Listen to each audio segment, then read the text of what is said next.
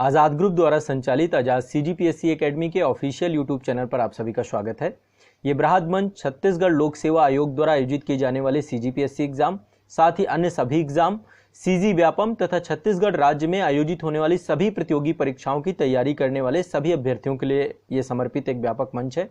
इसके माध्यम से आप सभी संपूर्ण छत्तीसगढ़ राज्य का व्यापक अध्ययन, समान अध्ययन की व्यापक विषय वस्तु का विषयवार अध्ययन, साथ ही CSET की विषय वस्तु और करंट अफेयर्स की व्यापक विषय वस्तु की निरंतर क्लासेस आप लोग की यहाँ पर इस चैनल पर हो रही हैं। साथ ही आप सभी के लिए एक निशुल्क मासिक करंट अफेयर्स की पत्रिका दी जा रही है आप लोगों को। ये पत्रिका आपको आज़ाद CGPSC एकेडमी के ऑफिशियल एप्लीकेशन में मिलेगी। ये ऐप आपको गूगल प्ले स्टोर पे मिल जाएगा या फिर इस ऐप की लिंक आपको डिस्क्रिप्शन में वीडियो में मिल जाएगी। तो आप सभी आज़ाद CGPSC एकेडमी के एप्लीकेशन को डाउनलोड करिए। इस एप्लीकेशन के माध्यम से आपका कोई भी किसी प्रकार का डाउट होता है तो एक चैट सेक्शन मिलेगा, वहां से आप हमसे जुड़ सकते हैं। चैट सेक्शन से आप कोई भी किसी भी तरीके की जो भी आपकी शंका समाधान हो आप लोग कर सकते हैं। संस्थान के द्वारा आपको कंप्लीट पूरी मदद की जाएगी। यदि आप हमारे साथ जुड़ करके व्यापक अध्ययन करना चाहते हैं, कंप्लीट अपने एग्जाम को लेकर के विषयवार समग्रता से आसान भाषा में संपूर्ण पाठ्यक्रम की तैयारी करना चाहते हैं, तो आपको एप्लीकेशन के स्टोर सेक्शन में सारे कोर्सेज मिल जाएंगे। आप अपने कोर्सेज से जाकर के क्लास कर सकते हैं। किसी प्रकार के डाउट होने पर चैट सेक्शन में हमसे पूछ सकते हैं। तो इस यूट्यूब चैनल के माध्यम से आप सभी की व्यापक क्लासेज रेगुलर निरंतर हो रही हैं। आप सभी हमारे साथ जुड़ करके प्रतिदिन के स्तर पे क्लास करिए। यदि आप पहली बार इस चैनल पे आए हैं तो निश्चित तौर पे इसको सब्सक्राइब करिए ताकि प्रतिदिन की क्लासेस का नोटिफिकेशन आप तक पहुंच सके। बेल आइकन जरूर इसको लीजिए। साथ ही छत्तीसगढ़ के सभी छात्रों तक इसे पहुंचाने का प्रयास करिए। हर एक वीडियो को सभी के साथ शेयर करिए, इस चैनल को शेयर करिए और अपने मित्रों को बताइए और एक व्यापक तैयारी हमारे साथ प्रतिदिन के स्तर पे प्रारंभ करिए। तो चलिए आज की क्लास प्रारंभ करते हैं। करंट अफेयर्स के आज के अंक में हम लोग लगभग 10 टॉपिक ले रहे हैं करंट अफेयर्स के, और ये 10 टॉपिक हाल फिलहाल में जो आपके घटनाक्रम हुए हैं उनसे जुड़े हुए हैं और इनकी सर्वोच्च प्रायिकता है कि आने वाले एग्जाम में आपको इनके प्रश्न दिखेंगे। ठीक है, तो चलिए एक एक करके मैं प्रारंभ कर रहा हूँ, एक एक करके लेकर के आपको चल रहा हूँ। पहला करंट अफेयर्स आपका ये आर्द्रभूमि क्षेत्र से जुड़ा हुआ है। ठीक है, आर्द्रभूमि क्षेत्र यानी कि वेटलैंड साइट इंडिया में टोटल अब संख्या कितनी हो चुकी है वेटलैंड साइट की? टोटल कितने आर्द्रभूमि क्षेत्र भारत में हो चुके हैं? एक कन्वेंशन हुआ था, ईरान का एक शहर है जिसका नाम है, क्या नाम है उसका? रामसर। रामसर में एक कन्वेंशन हुआ था और उस कन्वेंशन के तहत जो है आर्द्रभूमियों के संरक्षण को लेकर के विशेष जो है उसमें प्रावधान किए गए थे और अभी तक भारत के लगभग 49 जो है 49 रामसर वेटलैंड साइट्स जो है बन चुकी हैं। यहाँ पे सभी की लिस्ट दी गई है, आप देख सकते हैं। ये भारतीय वन्यजीव संस्थान से ही मैंने ये डेटा लिया है। तो यहाँ पे देखिए एक आपकी अभी जो लेटेस्ट है, यहाँ पे डेट वाइज आप देख सकते हैं। एक है आपका यहाँ पे 2 साइट ये हैं, इन दोनों साइट को मैं एक एक करके बताऊँगा। उसके पहले हम आर्द्रभूमि क्षेत्र की बात करें। आर्द्रभूमि क्षेत्र होता क्या है? देखिए, आर्द्रभूमि क्षेत्र एक तरीके का पारिस्थितिकी तंत्र में संक्रमणशील भूमि होती है। ठीक है, एक तरीके का दलदली क्षेत्र, यानी भूमि क्षेत्र भी है लेकिन उसमें पानी भी है, तो एक तरीके का ट्रांजिशन क्षेत्र होता है, दलदली क्षेत्र होती है। और इन्वायरमेंट के तौर पे ये सबसे इंपॉर्टेंट पारिस्थितिकी तंत्र होते हैं क्योंकि बायोडाइवर्सिटी यहाँ पे बहुत ज़्यादा होती है। ठीक है, तो कई प्रकार की आपकी वेटलैंड एरिया हो सकते हैं, जैसे कि तटीय आर्द्रभूमि क्षेत्र होते हैं, जैसे कि बहुत सारे खुले समुद्र होते हैं। खुले समुद्रों के क्षेत्र में, तटीय क्षेत्रों में भी वेटलैंड एरिया पाए जाते हैं। बहुत सारी उथली झीलें होती हैं, बहुत सारे तालाब होते हैं, ये भी आपके जो है वेटलैंड एरिया के अंतर्गत आते हैं। दलदल होते हैं बहुत सारे। दलदल मतलब कि जल से संतृप्त जो है क्षेत्र, जो जल से संतृप्त हो गए हैं तो दलदली क्षेत्र में बदल जाते हैं। गीली मिट्टी वाले क्षेत्र के तौर पे आप उनको देख सकते हैं। तो ये काफ़ी बड़े क्षेत्र में विस्तृत होते हैं। ठीक है, और भी बहुत सारे प्रकार होते हैं, स्वैम्स होते हैं, बाग होते हैं, मुहाने जो होते हैं, नदियां जहां पर जाकर के समुद्र से मिलती हैं वहां पर भी आर्द्रभूमि क्षेत्र डेवलप होते हैं। तो रामसर कन्वेंशन जो है आपका हुआ था 1971 में ईरान में। मैं आपको एक बार मानचित्र में दिखाता हूं साइट को। ये आप देख सकते हैं, ये ईरान शहर है। वेटलैंड एरिया कुछ इस तरीके से आप देख सकते हैं, ये है ना, जल से जो है भूमि जो है जल से जो है ये देखिए, ये ईरान शहर है और ये कैस्पियन सागर है। कैस्पियन सागर के तट पर ही ये जगह है रामसर। ठीक है, बड़ी खूबसूरत जगह है। यहीं पर 1971 में आर्द्र भूमियों को संरक्षण को लेकर के प्रयास किया गया था सबसे पहले। ठीक है, तो भारत के टोटल जो है अभी 49 रामसर साइट हो चुकी हैं। ठीक है, अब आपको इनके नाम लिखने हैं कि कौन कौन सी साइट हैं, एक एक करके साइट में आपको 3 साइटें लेटेस्ट अभी बताऊंगा जो आपको जाननी है। ठीक है, इसके बाद जो है यूपी की टोटल 10 साइटें हो चुकी हैं। तो यहाँ पर देखिए, यहाँ पे लिस्ट है टोटल साइटों की। यहाँ पे देखिए ये लिस्ट है। अभी जो है 2 फरवरी को जो है ये आपका घोषित किया गया था। तो हरियाणा में जो है इस बार सुल्तानपुर राष्ट्रीय उद्यान में विश्व आर्द्रभूमि दिवस जो है यहाँ पे आयोजित किया गया था। और इसी के अंतर्गत एक जगह है खिजाड़िया वन्यजीव अभयारण्य। ठीक है, ये पड़ता है गुजरात में। तो सबसे ये आपका 48 नंबर का है, खिजाड़िया वन्यजीव अभयारण्य आपका गुजरात में पड़ता है। एक तो ये आपको याद कर लेना है। और दूसरा है बखीरा वन्यजीव अभयारण्य, ये आपका जो है पड़ता है उत्तर प्रदेश में। ठीक है, इन दोनों स्थलों को क्या किया गया है, आपका आर्द्र भूमि क्षेत्र के तौर पे, रामसर स्थलों के तौर पे घोषित किया गया है। ठीक है, क्लियर है। इसके पहले अगस्त में 4 साइटों को जोड़ा गया था। अगस्त 2021 में 4 साइटों को जोड़ा गया था। 4 साइटें कौन कौन सी थी? सुल्तानपुर राष्ट्रीय उद्यान, गुरुग्राम हरियाणा में पड़ता है ये। इसके बाद आपका भिंडावास वन्यजीव अभयारण्य, झज्जर हरियाणा में पड़ता है। इसके बाद जो है आपका ये आपकी धौल झील वन्यजीव अभयारण्य अहमदाबाद गुजरात में था। और यहाँ पे देखिए कंप्लीट ये लिस्ट है आप लोगों को, ये आप देख सकते हैं, ये है, ये कंप्लीट लिस्ट है। आप लोग एक बार साइट भी ये देख सकते हैं, रिसोर्स में भारतीय वन्यजीव संस्थान की साइट पे सारा कुछ आपको डेटाबेस मिल जाएगा। ठीक है, तो आप एक बार यहाँ पे भी देख सकते हैं। इसके बाद जो है और भी ये पूरी लिस्ट है। अब लिस्ट आपको सारी याद करने की जरूरत नहीं है, बस एक संख्या याद कर लीजिए। 49 टोटल हो चुके हैं अभी तक रामसर साइट। ठीक है, तो ये आपको याद रखना है। इसके पहले जो है बिजनौर में जो है उत्तर प्रदेश बिजनौर में ही हैदरपुर आर्द्रभूमि क्षेत्र को भी घोषित किया गया था। तो उत्तर प्रदेश में टोटल अभी वर्तमान में 10 साइटें हो चुकी हैं यूपी की। 10 साइटें वन्यजीव, ये आप देख सकते हैं, ये यूपी की टोटल 10 साइट हैं। ये एक तो अभी आपकी वखीरा वन्यजीव अभयारण्य है। ठीक है, इसके पहले जो उत्तर प्रदेश की टोटल हैं ये है आपकी upper Ganga river, Brij Ghat to Narora में, सुर सरोवर, सरसई नावर झील, Sandi bird sanctuary, Samaspur bird sanctuary, Saman bird sanctuary, Parvati Agra bird sanctuary, Nawabganj और ये हैदरपुर वेटलैंड एरिया। यहाँ पे ये देखिए पूरा मानचित्र है यूपी का, इसमें सारे आपको दिखाए गए हैं कहाँ पे कौन सा है। ठीक है, तो ये टोटल जो है आपके आर्द्रभूमि क्षेत्र टोटल 49 हो चुके हैं। और उत्तर प्रदेश का 10वां स्थल था बखीरा, जो 49वें के तौर पे घोषित किया गया है। तो ये आपको ध्यान रखना है। क्लियर है, स्पष्ट है? इतना आपको याद रखना है, बिल्कुल दिमाग में बैठा लीजिए, इसमें कोई दिक्कत नहीं है। ठीक है, हैदरपुर आर्द्रभूमि क्षेत्र और लेटेस्ट में 2 आपके बनाए गए हैं। एक आपका क्या है, एक आपका क्या है, खिजाड़िया, याद रखना है आपको। खिजड़िया वन्यजीव अभयारण्य कहाँ पे पड़ता है? गुजरात में। इसके बाद दूसरा कौन सा है? बखीरा वन्यजीव अभयारण्य उत्तर प्रदेश में। ये दोनों आपको याद कर लेने हैं। ये 2 रामसर स्थलों के तौर पे इनको किया गया है। क्लियर है, स्पष्ट है? चलिए अब आगे चलते हैं। नेक्स्ट है अगला करंट अफेयर्स हमारा जो है, अगला करंट अफेयर्स है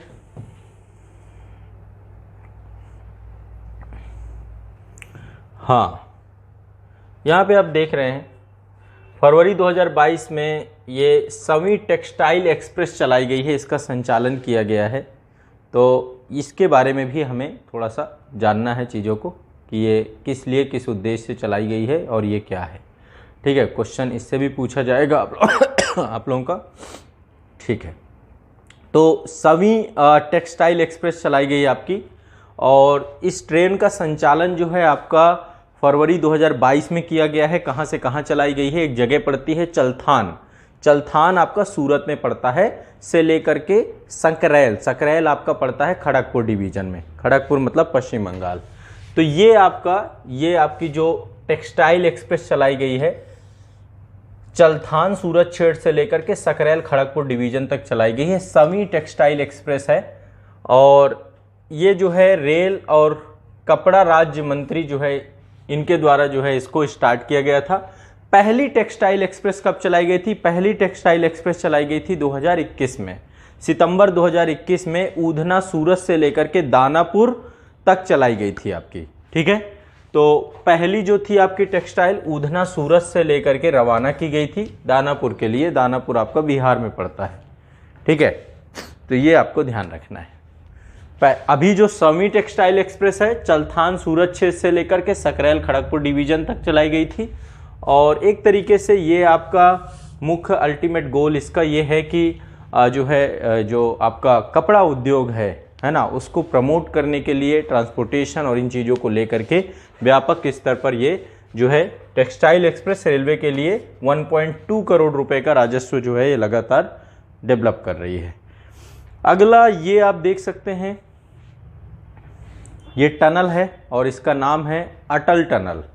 तो अटल टनल जो है सबसे लंबी राजमार्ग सुरंग के तौर पे इसको मान्यता प्रदान की गई है।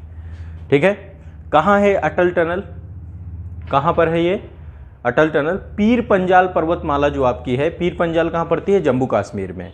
तो पीर पंजाल पर्वतमाला में प्रधानमंत्री जी के द्वारा ये पूरी जोड़ी गई है आपकी और ये आपका जो है रोहतांग दर्रा जो आपका है मनाली लेह राजमार्ग पर रोहतांग दर्रे से भी ये गुजरती है। लगभग 9.2 किलोमीटर जो है ये लंबी है, 9.2 किलोमीटर लंबी है ये आपकी। तो ये भी आपका एक इम्पॉर्टेंट है। इसमें आप लोग इसको इस तरीके से लिख सकते हैं, इसके बारे में लिखिए, अटल टनल सुरंग को सबसे लंबी राजमार्ग के तौर पे मान्यता प्रदान की गई है। ठीक है, तो 3 अक्टूबर 2021 को प्रधानमंत्री जी के द्वारा इसका जो है राष्ट्र को समर्पित की गई थी। टोटल लंबाई इसकी जो है 9.02 है, 9.02 किलोमीटर है टोटल लंबाई, 9.02 किलोमीटर है और ये जो है लगभग मनाली और लेह की दूरी को 46 किलोमीटर तक कम कर देती है, ये ध्यान रखना है। तो मनाली लेह राजमार्ग पर रोहतांग दर्रे से होकर के भी ये गुजरती है, तो ये आपको ध्यान रखना है। अटल टनल ये पीर पंजाल दर्रे पर जो पीर पंजाल पर्वतमाला है वहाँ से इसको पूरा का पूरा ये जोड़ती है। ठीक है, तो ये आपका हो गया। इसके बाद अगला करंट अफेयर से आपका ये एक इंडिया स्किल रिपोर्ट 2022 आई है। ठीक है, भारत कौशल रिपोर्ट 2022 लिख लो आप इसके बारे में। भारत कौशल रिपोर्ट 2022, भारत कौशल रिपोर्ट 2022 क्या है ये रिपोर्ट, किस पर्पस के लिए आई है ये? तो इस रिपोर्ट के अंतर्गत जितने भी राज्य हैं, किस राज्य में जो है स्किल डेवलपमेंट को लेकर के रोजगार सबसे ज़्यादा प्रोवाइड किया जा रहा है, उनकी रैंक जारी की गई है। ठीक है, एक संस्था है जिसका नाम है वी बॉक्स के द्वारा जो है ये आपकी रिपोर्ट जारी की गई है। यहाँ पे देखिए नाम लिखा हुआ है वी बॉक्स के द्वारा ये रिपोर्ट जो है जारी की गई है और इसके तहत जो है नंबर 1 स्थान जो मिला है आपका सबसे ज़्यादा रोजगार प्रदान करने में, वो है महाराष्ट्र। नंबर 1 पर है महाराष्ट्र कौशल युक्त रोजगार प्रदान करने में नंबर 1 आपका महाराष्ट्र है। दूसरे नंबर पे है उत्तर प्रदेश। ठीक है, ये बहुत बड़ी बात है, उत्तर प्रदेश। और तीसरे नंबर पे है केरल, चौथे नंबर पे है पश्चिम बंगाल। तो उच्चतम रोजगार प्रदान करने में, ठीक है, ये आपको ध्यान रखना है। क्लियर है, स्पष्ट है? पहला महाराष्ट्र, दूसरे नंबर पे उत्तर प्रदेश, तीसरे नंबर पे आपका है केरल, चौथे नंबर पर है आपका पश्चिम बंगाल। पर्पस क्या है इसका? उच्चतम रोजगार प्रदान करने पे ये उच्चतम रोजगार। ठीक है, इंडिया स्किल रिपोर्ट 2022 किसके द्वारा ये जो है जारी की जाती है? वी बॉक्स संस्था के द्वारा जो है इसको जारी किया गया। क्लियर है? चलिए आगे चलते हैं। नेक्स्ट अगला है आपका करंट अफेयर्स। ठीक है, यदि हम शहरों की बात करें तो सबसे ज़्यादा मतलब रोजगार प्रदान करने वाले शहरों में महाराष्ट्र का है पुणे, सबसे ज़्यादा रोजगार पुणे, उत्तर प्रदेश का लखनऊ। ठीक है, तो पुणे, लखनऊ, और यदि केरल की बात करें तो त्रिवेंद्रम है सबसे ज़्यादा, और पश्चिम बंगाल की बात करें तो कोलकाता। ठीक, चलिए अगला चलते हैं। एक और रिपोर्ट आई हुई है, एक रैंकिंग है आपकी, अटल नवाचार संस्थान उपलब्धि रैंकिंग 2021 जारी हो गई है। अब ये रैंकिंग जो है आपकी 29 दिसंबर 2021 को जारी की गई। अटल नवाचार संस्थान उपलब्धि रैंकिंग 2021 ये जारी की गई है। अटल नवाचार, डाल लो हेडिंग, डाल लो आप लोग, अटल नवाचार संस्थान उपलब्धि रैंकिंग। तो केंद्रीय शिक्षा राज्य मंत्री डॉक्टर सुभाष कुमार सरकार के द्वारा जो है अटल नवाचार उपलब्धि रैंकिंग को जारी किया गया है, और इसके माध्यम से जो है जो छात्र हैं देश के उच्च शिक्षण संस्थानों में पढ़ रहे हैं, उन सब उच्च शिक्षण संस्थानों में से कौन से संस्थान है, 2019 में सबसे पहले इसका संस्करण आया था। इसके तहत जो है देखिए कई श्रेणियां बनाई गई हैं। वैसे मूल तौर पे 2 श्रेणियां बनाई गई हैं संस्थानों की। जितने भी प्रतिभागी संस्थान हैं उनको 2 कैटेगरी में बांटा गया है। पहला है टेक्निकल यानी तकनीकी, और दूसरा है गैर तकनीकी। गैर तकनीकी 2 प्रकार की कैटेगरी बनाई गई हैं और इनकी रैंकिंग प्रदान की गई है।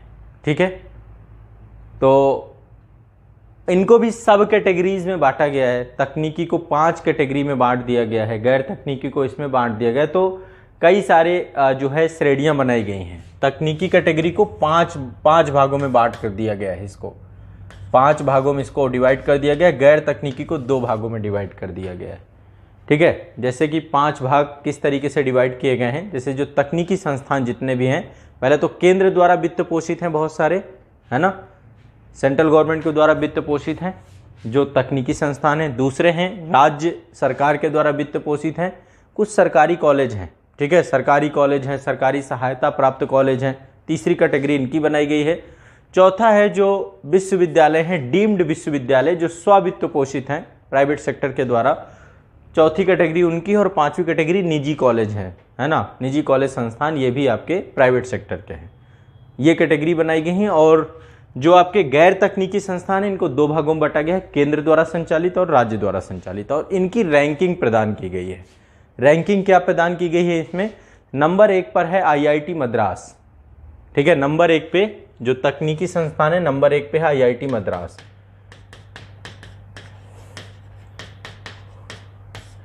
ठीक है, तो भारत के जितने भी संस्थान हैं सबको रैंकिंग दी गई हैं।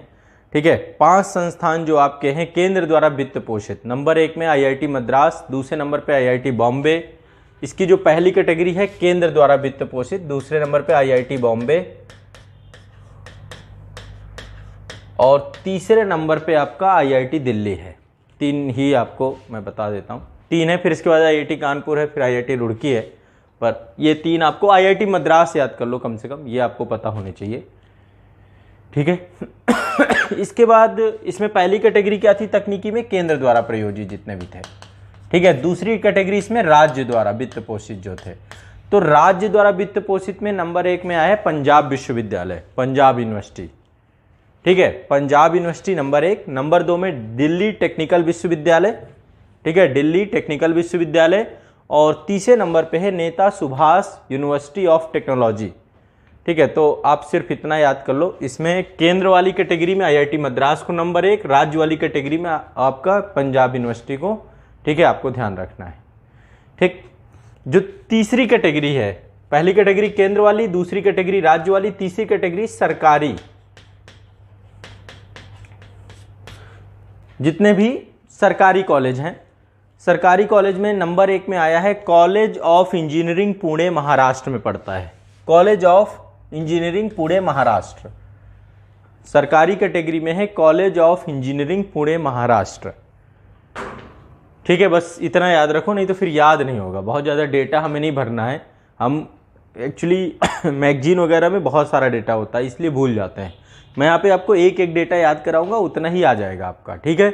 इसके बाद विश्वविद्यालय या डीम्ड विश्वविद्यालय, चौथी कैटेगरी थी इसकी, विश्वविद्यालय या डीम्ड विश्वविद्यालय। उसमें आया है कलिंगा इंस्टीट्यूट ऑफ टेक्नोलॉजी, ये आपका उड़ीसा में पड़ता है, कलिंगा इंस्टीट्यूट ऑफ टेक्नोलॉजी। देखो इसकी 5 कैटेगरी थी, तकनीकी को 5 कैटेगरी में बांटा गया। केंद्र IIT मद्रास, राज्य स्तर पे, राज्य में कौन था? पंजाब यूनिवर्सिटी। सरकारी में कौन था? अभी बताया मैंने, सरकारी में कौन था? College of engineering Pune, Maharashtra में पड़ता है। इसके बाद डीम्ड विश्वविद्यालय, चौथी कैटेगरी है डीम्ड विश्वविद्यालय, इसमें कौन सा है आपका? Kalinga institute of technology, Orissa में पड़ता है, ठीक है। और 5वीं कैटेगरी है आपका निजी कॉलेज, तो निजी कॉलेज में आपका है GH Raisoni college, GH Raisoni college of engineering, Maharashtra में पड़ता है, GH Raisoni college of engineering, Maharashtra. तो ये 5 कैटेगरी हैं आपकी, ठीक है। डीम्ड विश्वविद्यालय में या विश्वविद्यालय या डीम्ड विश्वविद्यालय कैटेगरी में कौन था? Kalinga institute of technology, Orissa, ठीक। और निजी के अंतर्गत आपका पड़ता है, जो निजी की कैटेगरी है, निजी की कैटेगरी में आपका GH Raisoni college of engineering, Maharashtra में पड़ता है, GH Raisoni college of engineering, Maharashtra में पड़ता है।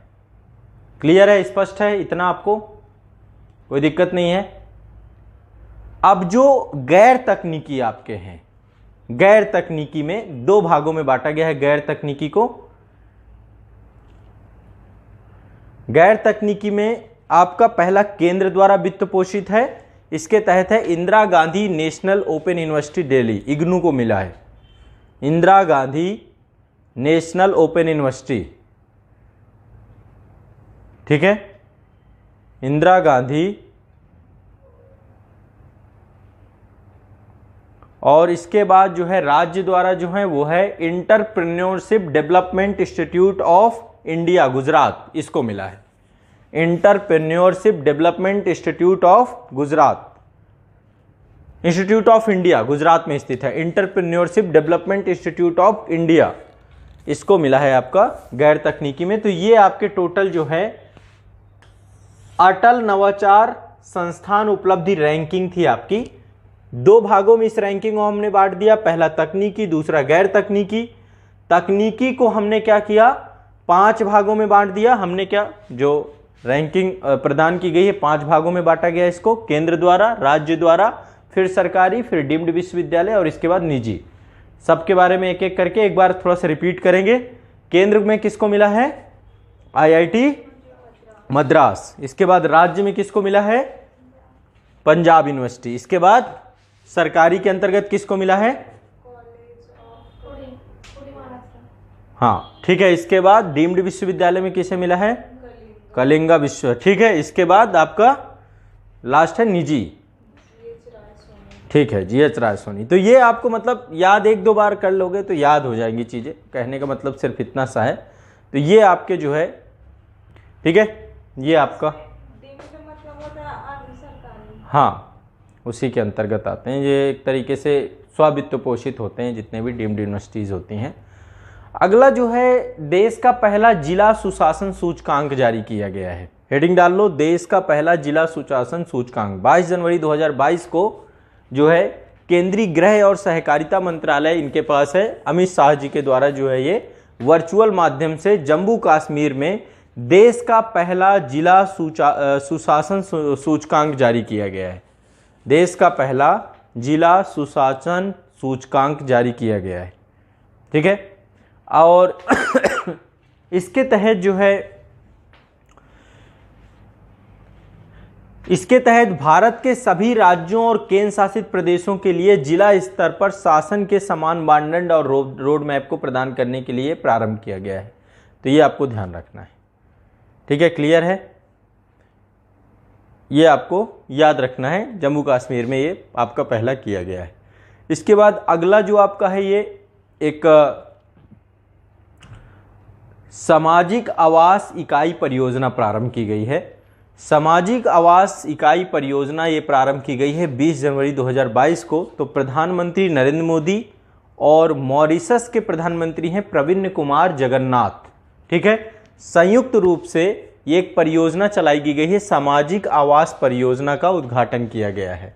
ठीक है, तो ये आप इसमें लिख लीजिए आप, सामाजिक आवास इकाई परियोजना। ठीक है, तो इसमें लिखिएगा प्रधानमंत्री नरेंद्र मोदी और मॉरिशस के प्रधानमंत्री प्रविन्न कुमार जगन्नाथ ने संयुक्त रूप से प्रविन्न कुमार जगन्नाथ ने संयुक्त रूप से मॉरिशस में सामाजिक आवास इकाई परियोजना का उद्घाटन किया है।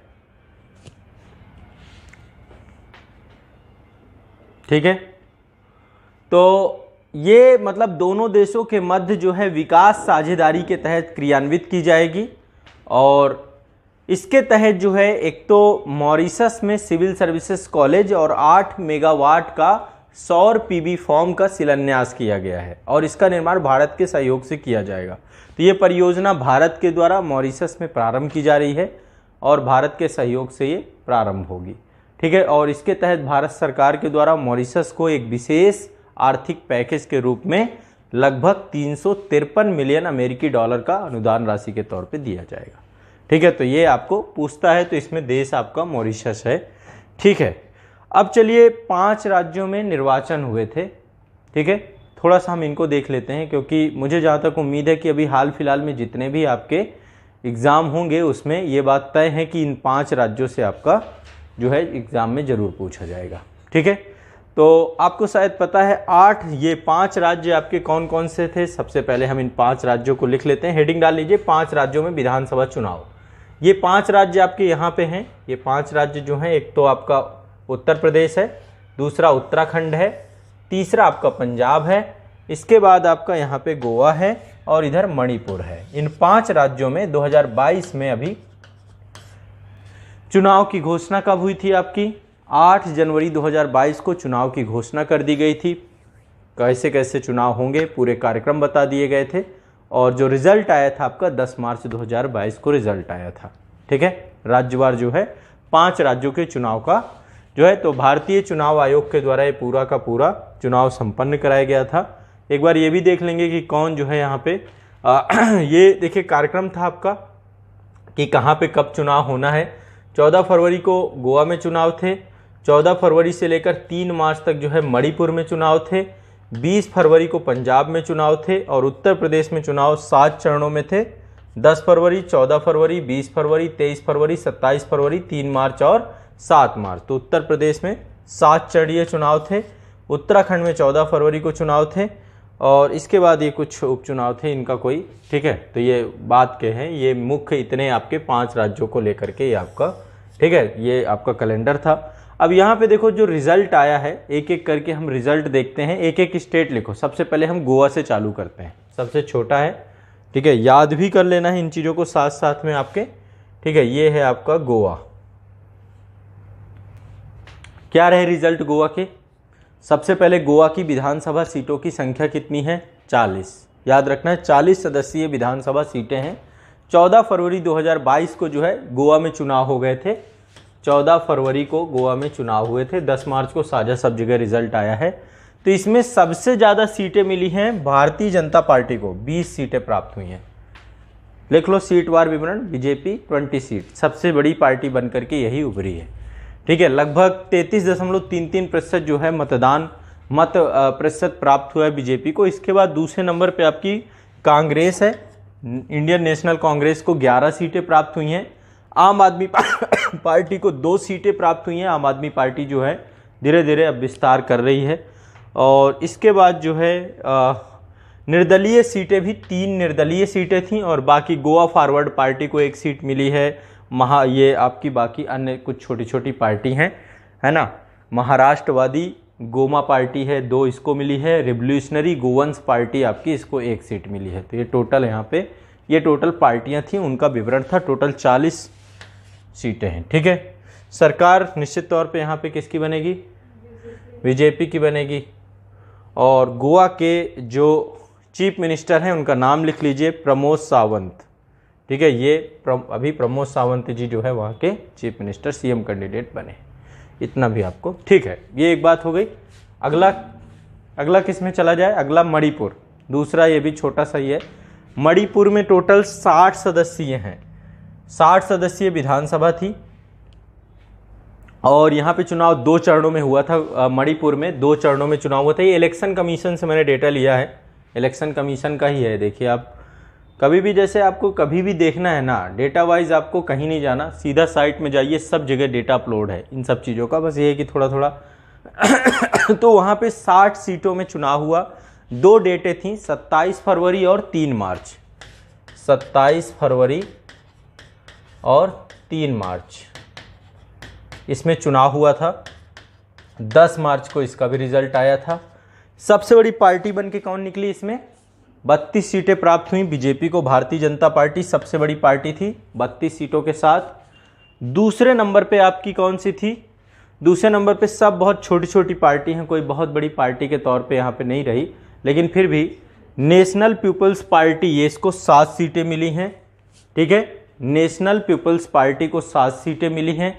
इसके अलावा नागा पीपल फ्रंट को 5 सीटें मिली हैं, नागा पीपल फ्रंट को 5 सीटें मिली हैं। इसके अलावा जनता दल यूनाइटेड को 6 सीटें प्राप्त हुई हैं। यहाँ पे जनता दल यूनाइटेड, इसको 6 सीटें प्राप्त हुई हैं। और इसके बाद भारतीय राष्ट्रीय कांग्रेस, ठीक है, 5 सीटें प्राप्त हुई हैं। इंडियन नेशनल कांग्रेस को 5 सीटें और इंडिपेंडेंट 3 सीटें। ठीक है, बाकी ये कुकी पीपल्स अलायंस है, 2 सीटें ये कुकी पीपल्स अलायंस को मिली है। तो ये टोटल आपका मणिपुर का था। यहाँ पे सीएम कैंडिडेट कौन थे, यहाँ पे हैं ये, क्या नाम है इनका, नोंगथो, हाँ ये बीरेन सिंह, याद कर लो इनको। ठीक है, एनबी बीरेन सिंह याद कर लो। ठीक है, तो ये आपके जो है यहाँ के सीएम कैंडिडेट हैं। इसके बाद अगला चलते हैं, नेक्स्ट अगले स्टेट में चलते हैं। अगला स्टेट है आपका उत्तराखंड। उत्तराखंड में आपका 70 सदस्यीय विधानसभा थी। यहाँ पे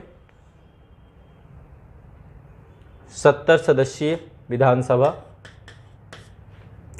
70 सदस्यीय विधानसभा थी। चुनाव इसका 14 फरवरी को हुआ था।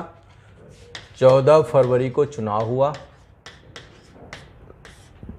ठीक है, 14 फरवरी को चुनाव होने के बाद जो है 10 मार्च को रिजल्ट आया। सबसे बड़ी पार्टी निकली 47 सीटों के साथ भारतीय जनता पार्टी। ठीक है, इसके बाद दूसरे नंबर पे इंडियन नेशनल कांग्रेस थी, 19 सीटें मिली हैं। इसके बाद बहुजन समाज पार्टी 2 सीटें यहाँ पर निकाल ले गई। इसके बाद इंडिपेंडेंट, उत्तर प्रदेश में 1 सीट, बड़ा बुरा हाल है इस समय। इंडिपेंडेंट आपकी 2 सीटें, टोटल 70 जो है आपकी। इस तरीके से ये उत्तराखंड का हाल था। CM candidate Pushkar Singh Dhami. ठीक है, तो ये आपके जो है यहाँ पे सीएम कैंडिडेट हैं, पुष्कर सिंह धामी। ठीक है, ये अपोजिशन में हरीश रावत थे, लेकिन खुद भी हार गए, अपनी सीट भी नहीं जिता पाए। ठीक है, तो ये पुष्कर सिंह धामी जो है यहाँ के सीएम कैंडिडेट थे। इसके बाद अगला चलते हैं हम, ये है पंजाब इलेक्शन। सबसे सरप्राइजिंग थे ये, पूरी तरीके से एक नई पार्टी जो है भारत में इमर्जिंग तौर रूप में जो है एक इंडिपेंडेंट स्टेट के तौर पे आम आदमी पार्टी ने 92 सीटें यहाँ पे प्राप्त की। तो पहले तो 117 सदस्यीय विधानसभा है यहाँ पे, कितने हैं, 117 सदस्यीय विधानसभा है।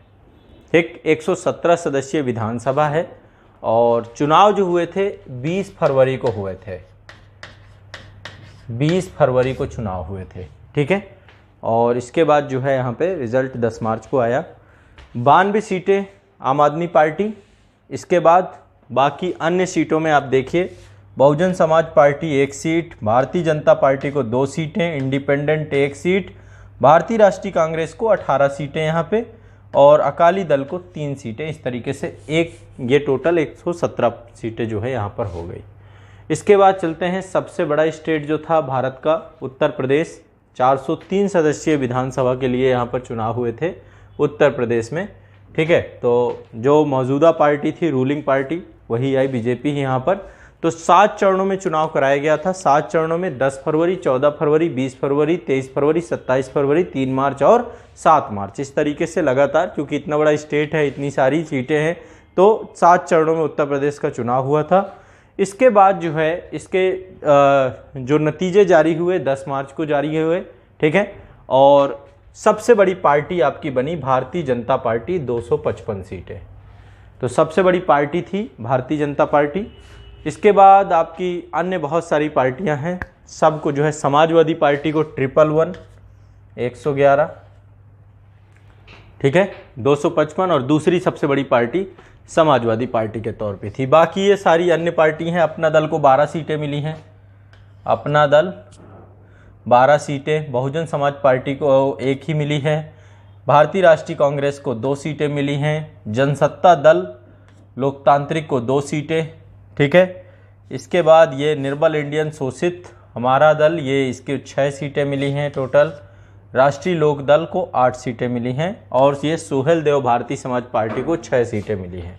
तो इस तरीके से 403 जो है आपके ये सीटों पर चुनाव था। और इसमें पंजाब के सीएम जो हैं भगवंत मान बने हैं, ठीक है। यहाँ पर सीएम कैंडिडेट की बात करें तो यहाँ पे आपका भगवंत मान बने हैं, ठीक है। एक नया चेहरा, पहले सांसद थे ये। और दूसरा योगी आदित्यनाथ जी आपके उत्तर प्रदेश के सीएम बने हैं। तो ये आपका 5 राज्यों में जो हालिया चुनाव था बस। और इसमें यही पूछा जा सकता है कि किसमें कितनी सीटें थीं, कौन सी सबसे बड़ी पार्टी बन के उभरी, और कौन सीएम कैंडिडेट के तौर पे, ठीक है। इतना कम से कम जानना है। बाकी आप जिस स्टेट पीसीएस को दे रहे हैं वहाँ पे थोड़ा सा वो अलग से लूँगा। जैसे यूपी का है तो अलग से फिर डिटेल से कि मंत्रिमंडल, कैबिनेट और कितनी महिलाएं जीत के आई, ये सारी चीज़ें फिर अलग से हमें डिस्कस करनी होती हैं, ठीक है। तो ये जो है आज इतना ही रखेंगे, इतने ही टॉपिक हैं हमारे पास, ठीक है। अब इतने टॉपिक देखो साथ साथ मेरे याद होते जाएं आपके, तो फिर काम बन जाए। अब इतने को आप तुरंत रिवाइज कर सकते हो, ज़्यादा टाइम नहीं लगेगा, तुरंत इसको हम फास्ट रिवाइज कर सकते हैं, कोई इतना दिक्कत नहीं है। और इतना थोड़ा थोड़ा ही करेंगे और बाद में फिर इसके बाद गति बढ़ाएंगे। पहले एक ये है कि आपके अंदर कॉन्फिडेंस आए, ठीक है। रामसर साइट के बारे में सबसे पहला हमारा करंट न्यूज़ था, जिसके तहत मैंने आपको बताया था कि खिजाड़िया वन्यजीव अभयारण्य उत्तर प्रदेश और वाकिरा वन्यजीव अभयारण्य, टोटल 49 साइटें हो गई हैं, ठीक है। पहली हमारी न्यूज़ ये थी इसके बारे में, ठीक है। दूसरे नंबर पे वेटलैंड एरिया के बाद दूसरे नंबर पे आपका है, दूसरी न्यूज़ क्या थी, ये आपकी एक टेक्सटाइल एक्सप्रेस चलाई गई है चलथान से लेकर के सकरैल तक, 7वीं टेक्सटाइल एक्सप्रेस है ये, ठीक है, इसके बारे में। इसके बाद ये अटल टनल है 9.02 किलोमीटर की, तो ये आपकी इसका शिलान्यास हुआ है, इसको प्रारंभ किया गया है। इसके बाद भारतीय कौशल रिपोर्ट 2022 आई है, जिसमें उच्चतम रोजगार के तौर पे महाराष्ट्र नंबर 1 है, शहरों में देखें तो पुणे नंबर 1 है, और इसके बाद उत्तर प्रदेश, केरल और बंगाल की रैंकिंग आई है इसमें। इसके बाद अटल नवाचार संस्थान उपलब्धि रैंकिंग आपकी जो आई है, इसमें 2 कैटेगरी थी, तकनीकी, गैर तकनीकी, केंद्र, राज्य और सरकारी डीम्ड विश्वविद्यालय या विश्वविद्यालय और निजी। तो सब में अलग अलग मैंने आपको बताया, एक में IIT मद्रास है, एक में पंजाब यूनिवर्सिटी है, बाकी उनका लिस्ट आप लोग तुरंत आप इसको देख लें। इसके बाद जो है ये आपका जिला सुशासन सूचकांक है, जम्मू कश्मीर में जो है इसको लाया गया। इसके बाद ये मॉरिशस के साथ जो है ये समझौता किया गया है, ठीक है, सामाजिक इकाई के लिए। और इसके बाद ये 5 राज्यों में चुनाव है, ठीक है। तो बस आज के लिए इतना ही रखेंगे, इसके बाद धीरे धीरे करंट अफेयर्स की संख्या बढ़ाएंगे। बस इतना, आपको जितना मैं कराता जाऊँ बहुत चरणबद्ध तरीके से, बहुत धीरे धीरे आराम में आपको करंट अफेयर्स करवाता रहूँगा, ठीक है। चलिए अब इसके बाद यदि कोई किसी तरीके से आपके डाउट